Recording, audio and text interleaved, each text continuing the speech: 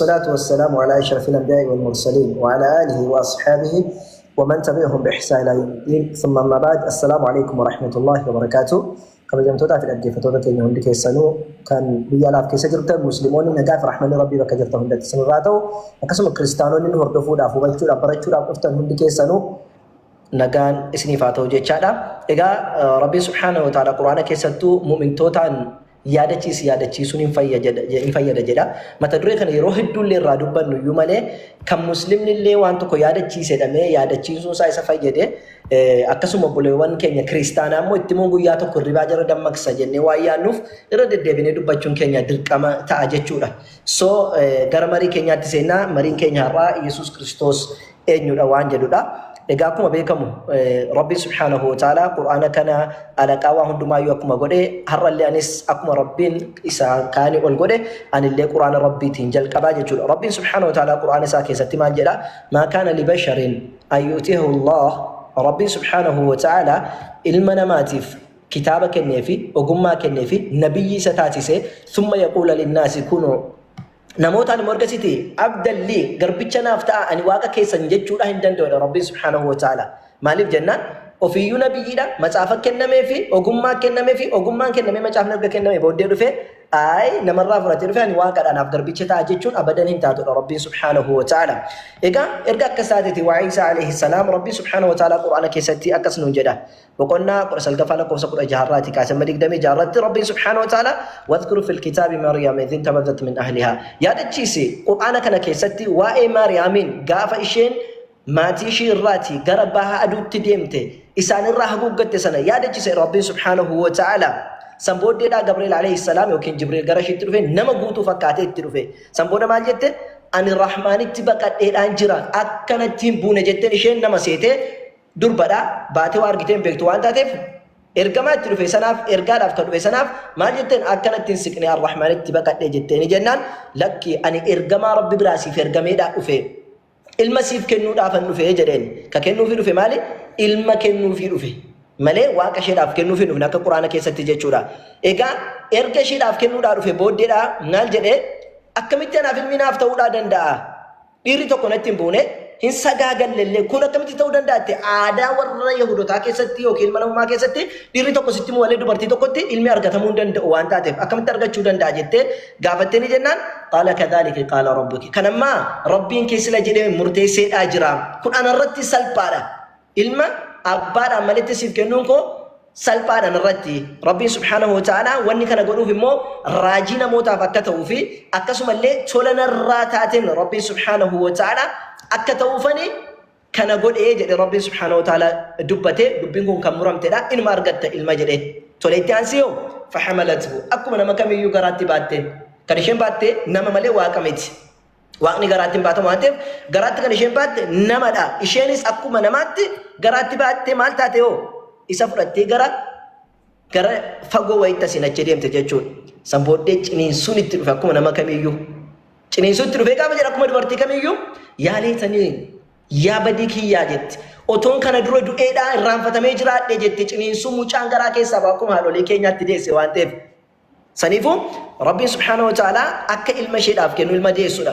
Ammallee boqonnaa 3 lakkoofsa 45 irratti idh qaalat al-malaa'ikatu yaa Maryamu inna Allah yubashshiruki jedheen yeroo malaa'iktoonni dhufaniiti Maryamiin Rabbiin subhanahu wa ta'ala ilma maqaan isaa Masiihii jedhamu Iisaa alayhi salaamiin kan addunyaa kana irratti kabajamaa ta'ee fi kan duniyaa irratti immoo akkuma Museen kabajamaa ta'e innis duniyaa kana irratti akkuma nabiyyoota kaanii kabajamaa kan ta'u aakhiraatti immoo akkuma warra kaan Rabbitti dhiyaatan irraa innis kan Rabbitti dhiyaate kan ta'u jennaaniin sanbooddee inni anqalbarrataa akkuma ijoollee wanni kamiyyuu namaan hin dubbataa anqalbarratti baatama namootaan illee hin dubbataa jedhanii jennaan akkamitti kun naa ta'uu danda'a ilma akkamitti argachuu danda'a jetteeni jennaaniin yakhluqu maa yashaa Rabbiin akka barbaadetti uuma jedhee lakkoofsa 47 irratti yakhluqu maa yashaa waan fedhe uuma kanaafuu Iisaan alayhi salaam akka islaamummaatti uumaa ta'uu isaa asirraatti argina jechuudha. فإذا قضى أمرا فإنما يقول له كن فيكون يواتو كرجم سيسو بربادي أكو عيسى كان قوله تأي جتشورا نرجم سيسا جري كنافو عيسى عليه السلام تأي جتشورا كيسا رجم سيسو أسراتي هبنا جتشورا هانو مكانا والكبتة لوكاس بقولنا تقول كوسا دقدمي جهارتي أكنا جرا إسا بيت الفوتي جي أجافات ترجمتشي جبريل واقعي يبرا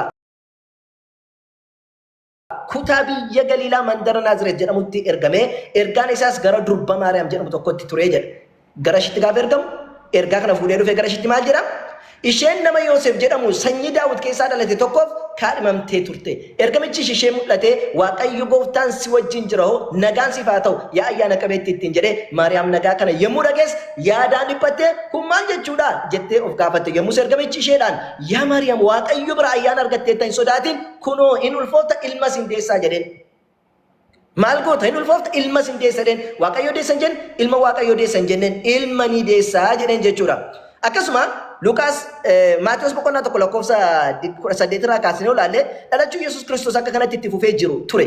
Maariyaam haati isaa Yoosefiif kaadhimamtee turte.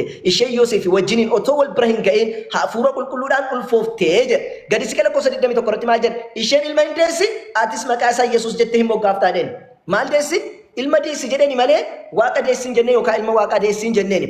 Kana egaa Rabbiin Quraana keessatti maal jedhee boqonnaa 19 lakkoofsa 21 irratti dhimmichi akkuma kana gooftaa keetis natti laafaadha jedhe Yesuus Kiristoosin egaa argamsiisuun natti laafaadha Rabbiin jedhe kanuma Luuqaas boqonnaa tokko lakkoofsa 37 irratti immoo maal jedhe Waaqayyo wanti dadhabamu hin jiru jedhee waa Yesuus Kiristoos irratti akkamittiin argadha mucaatu namni bara ga'isheen jettee dubbattee nama macaafa qulqulluu keessatti kun maaloodha jedheen Waaqayyo wanti dadhabamu hin jiru jedheen maaliif abbaa malee argamsiisuudha jechuudha egaa Iisaa alayhis salaam asitti ilma namaa argate ilmi namaa kun immoo deebi'ee dhufe waaqa ta'a yookiin immoo ilmi namaa kun deebi'ee malaa'ikaa ta'a osoo hin taane maal ta'a jenna garbicha Rabbii ta'a jechuudha. Rabbiin Quraana keessatti maal jedha afaan Iisaa alayhis salaamiin dubbatteeti boqonnaa 19 lakkoofsa 33 irratti maal jedhe qaala inni Abdullah ataani alkitaaba wajaalani nabiyya an gabricha Rabbiiti. Daqiiqaa dhaabeera ragaa dubbisaatu dumudhisaa jettee daqiiqaa si dhaabeera laal daqiiqaa dura uduwaa sin garagalchine dhaabee waan dubbisaattu daqiiqaa dhaabeera.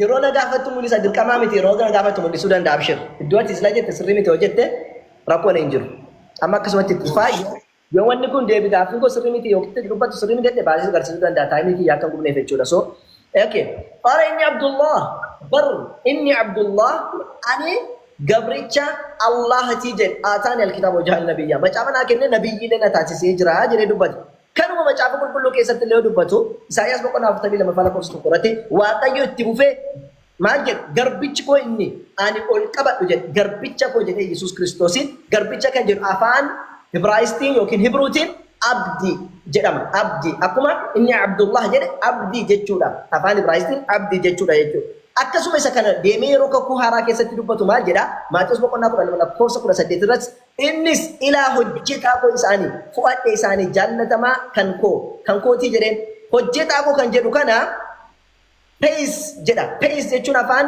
Hibruutiin servant slave jechuudha garbicha yookaan immoo hojjetaa tajaajilaa koo jechuudha saniifuu garbicha isaa akka ta'e Maatiyos Wongeel keessatti illee akkasumallee Isaayyaas keessatti dubbatee jira jechuudha. Kanaaf Rabbiin Subhaanahu wa Ta'aala garbichi Rabbii hojiin isaa maal inni jennaan Rabbiin Quraana keessatti maal nu jedha boqonnaa 472 irratti lan yastankifa al-masiih an yakuuna abdan lillah.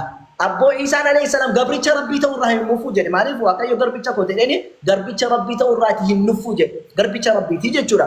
So itti ufeeti maal jedha masiihin kun egaa ergamaa ta'uusaa garbichi Rabbii kun ergamaa ta'uusaa silaa'u garbichi ergamaa ta'a malee waaqa ta'uu danda'u ilma Waaqayyoo ta'uu hin danda'u jechuudha.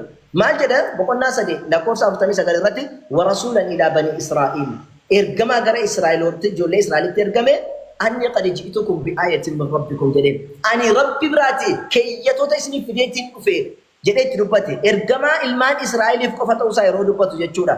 Tole ergamaa warra Israa'eliif qofa jedhee dubbate akkasuma suuratu Saf boqonnaa 61 lakkoofsa 6 irratti maal jedha وإذ قال عيسى ابن مريم يا بني إسرائيل إني رسول الله إليكم يا ilmaan Israa'el ani ergamaa gara keessanitti ergamee dhufedha jedhaa warra Israa'eliin jechuudha Iisaa alayhi salaam ilmi Maariyaam ani ergamaa gara keessanitti ergamee dhufedha jedheen Maatiyos boqonnaa 15 lakkoofsa 24 irratti inni immoo deebisee ani warra akka hoolota karaa irraa goranii mana Israa'elii badan duwwaadhaaf malee hin ergamne jedheen akkuma Qur'aan Israa'elota qofaaf ergame jedhu Israa'elii duwwaadhaaf malee hin ergamne duwwaadhaaf jennaan duwwaadhaaf Israa'elii malee hin ergamne Farhaaniif ergamuu hin danda'u Awuroopaaf Ameerikaa ergamuu hin danda'u jechuudha ergamummaan isaayyuu maaloodhaan limit kan ta'edha jechuudha ergamummaan isaa yookaan waaqummaa ilma Waaqayyoo ta'uu miti wanni dha jechuudha. Kanaafidha jaartii warra Samariyaati maal jedha lakkoofsa 20 jaartii Yesuus immoo deebisee buddeena ijoollotaa fuudhanii sarootaa darbuun ba'eessa miti jedheeni nuun saree akka taane nutti beete.